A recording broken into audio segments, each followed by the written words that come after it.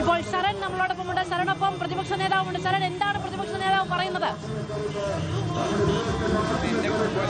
എന്റെ വീടല്ലേ, ഞാൻ എത്രയോ നാളുകളായിട്ടുള്ള ഞാൻ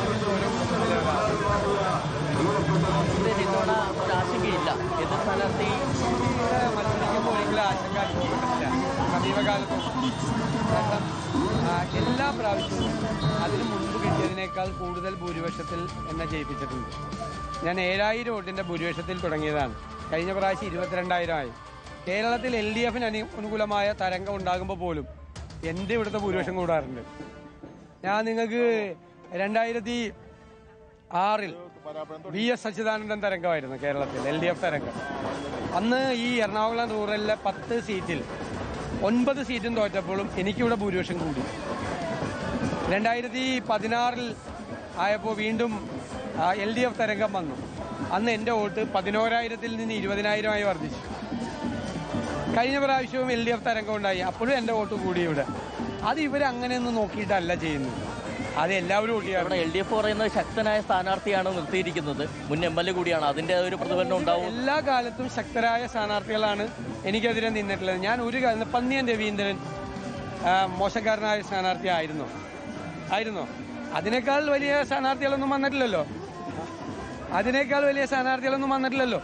അപ്പോൾ അദ്ദേഹം എല്ലാ സ്ഥാനാർത്ഥികളെയും ഇപ്പോൾ മത്സരിക്കുന്ന സ്ഥാനാർത്ഥി ഉൾപ്പെടെയുള്ള ആളുകളെ ഞാൻ വില കുറച്ച് കാണാറില്ല. അവരെല്ലാം കരുത്തരായ സ്ഥാനാർത്ഥികളാണ്. ഇത്തവണ ഭൂരിപക്ഷം കൂട്ടുമെന്നാണ്? അല്ല, അത് ഞാൻ ജനങ്ങൾക്ക് വിട്ടുകൊടുത്തിരിക്കുക. ഞാൻ ഇവിടുത്തെ ഭൂരിപക്ഷം മാത്രം ഞാൻ കണക്ക് കൂട്ടാറില്ല. ബാക്കി പുറത്തെ ഏത് ഇലക്ഷനിലും ഞാൻ ഭൂരിപക്ഷം നിങ്ങളോട് പറയാറുണ്ട്, അത് ശരിയാകാറുണ്ട്, അറിയാമല്ലോ. ഇവിടെ ഞാൻ ഭൂരിപക്ഷം കൂടിയാൽ തെറ്റിപ്പോവും. എൻ്റെ കണക്കൂട്ടലിൽ അപ്പുറത്തേക്ക് ഭൂരിപക്ഷം പോകാറില്ല എല്ലാ പ്രാവശ്യം. അത് ഞാൻ ഇവിടെ കൂട്ടി. തീർച്ചയായിട്ടും നിങ്ങൾക്ക് അറിയാമല്ലോ, നിങ്ങൾ അതിൻ്റെ ഇലക്ഷൻ റെക്കോർഡ്സ് പരിശോധിച്ചാൽ അറിയാമല്ലോ. ഇപ്പം CPM-ന്റെ മുൻനിര നേതാക്കളോ LDF-ന്റെ മുൻനിര നേതാക്കളിൽ പ്രവർത്തിക്കുന്നവരുണ്ട് വളരെ സജീവമായി. എൻ്റെ സുഹൃത്തുക്കളാണ്. അവർ പറയാറുണ്ട് അവരുടെ കുടുംബത്തിലുള്ള ആളുകളെ എനിക്ക് വോട്ട് ചെയ്യാറുള്ളത്. ഈ സ്ഥാനാർത്ഥി നിന്നതുമായിട്ട് ബന്ധപ്പെട്ടെ സ്വാഭാവികമായിട്ടും ടെൻഷനൊക്കെ ഉണ്ടാവുമല്ലോ. അപ്പോൾ ഈ മണ്ഡലത്തിലേക്ക് എത്തിക്കഴിഞ്ഞപ്പോൾ അത് മാറിയെന്നാണോ പറയുന്നത്? അല്ല, എനിക്ക് ക്ഷീണം ഉണ്ടായി. ഞാനൊരു 3 ദിവസക്കാലം ഉറങ്ങിയിട്ടില്ല, പല കാരണങ്ങൾ കൊണ്ട്, യാത്രയെല്ലാം കൊണ്ട്. അപ്പോൾ എൻ്റെ ക്ഷീണമെല്ലാം പോയി 100 ഇരട്ടി ഊർജ്ജമായിട്ടാണ് ഇവിടെ നിന്ന് തിരിച്ചു പോകുന്നത്. ഞാൻ രാവിലെ ക്ഷീണിച്ചാണ് വന്നത്. എല്ലാവരെയും കണ്ടപ്പോൾ അറിയാം, നിങ്ങളിപ്പോൾ കണ്ടില്ലേ, എനിക്ക് എല്ലാവരെയും പേരെടുത്ത് വിളിക്കാം. ഈ റോഡരികിൽ നിൽക്കുന്ന ആളുകളെ മുഴുവൻ അവരുടെ വീട്ടിലെ ഒരാളായിട്ടാണ് അവർ കാണുന്നത്. അവരുടെ സ്നേഹം കണ്ടില്ലേ, സ്ത്രീകളും കുട്ടികളും ഉൾപ്പെടെയുള്ള ആളുകൾ. അതൊരു ബന്ധമാണ്. ഇതില്ലാതായാൽ ഞാൻ തളർന്നു പോകും. ഈ ബന്ധം അറ്റുപോയാൽ ഞാൻ ഇല്ലാതായി. മറ്റൊരു കാര്യം, അടൂർ പ്രകാശ് MP കൂടി ഇപ്പോൾ സമ്മർദ്ദം ചെലുത്തുന്നുണ്ട്. അതുമായിട്ട് ബന്ധപ്പെട്ട് താങ്കൾക്ക് ഞാൻ നിങ്ങളോട് ഒറ്റ കാര്യം മാത്രമേ പറയുന്നുള്ളൂ. ഇന്നലെ രാവിലെ മുതലും ഇന്ന് രാവിലെ മുതലും മാധ്യമങ്ങളിൽ വരുന്ന വാർത്തകൾ മുഴുവൻ അടിസ്ഥാനമില്ലാത്ത വാർത്തകളാണ്. ഞാൻ അതിനെക്കുറിച്ച് അത്രേ പറയുന്നു. നിങ്ങൾക്ക് ഏത് വാർത്തയും പ്രസിദ്ധീകരിക്കാനുള്ള അവകാശം നിങ്ങൾക്കുണ്ട്. ഞാൻ അതിനെ ചോദ്യം ചെയ്യുന്നില്ല. പക്ഷെ നിങ്ങളുടെ വിശ്വാസ്യത തകർത്ത് ഈ വാർത്തകളെല്ലാം തെറ്റാണ്. ഈ രണ്ടാം ഘട്ട സ്ഥാനാർത്ഥി പട്ടിക ഇന്നുണ്ടാകുമെന്നാണ് പറഞ്ഞിരുന്നത്. പക്ഷെ ഇന്ന് തന്നെ ഉണ്ടാകുമെന്ന് ഉറപ്പിച്ച് പറയുന്നത്. ഇന്ന് തീർന്നില്ലല്ലോ. അപ്പോൾ ഇനിയും വൈകുന്നു? ഇല്ലെന്ന്, ഇന്നത്തെ ദിവസം തീർന്നിട്ടില്ലല്ലോ. രാത്രിയായാലും വരും.